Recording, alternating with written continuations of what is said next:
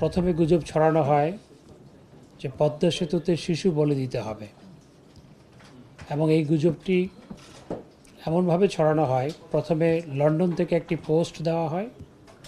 সেই পোস্টে লেখা ছিল সরকারের অনুমোদন নিয়ে পদ্মা সেতু প্রকল্প সম্পন্ন করার জন্য 1 লক্ষ শিশু বলি দিতে হবে।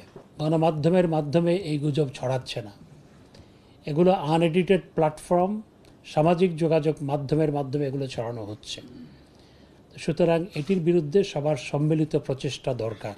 যদি কেউ ফেসবুকের মাধ্যমে গুজব ছড়ায়, ফেসবুক কর্তৃপক্ষের দায়বদ্ধতা অবশ্যই আছে, তাদেরকে আমরা এটি নিরসন করার ক্ষেত্রে তাদেরকে এনগেজ করতে চাই। কেউ যদি অন্য সামাজিক যোগাযোগ মাধ্যম, টুইটার কিংবা গুগল, ইনস্টাগ্রাম, যে কোনো কিছুর মাধ্যমে, সেই ক্ষেত্রে আমি মনে করি এই সার্ভিস প্রোভাইডারদেরও এঙ্গেজমেন্ট দরকার আছে এখানে। আমরা ইউরোপে এবং কন্টিনেন্টাল ইউরোপে এবং ইউকেতে যেভাবে তারা এই কাজগুলো করছে, আমরা একইভাবে করা প্রয়োজন বলে আমরা মনে করি।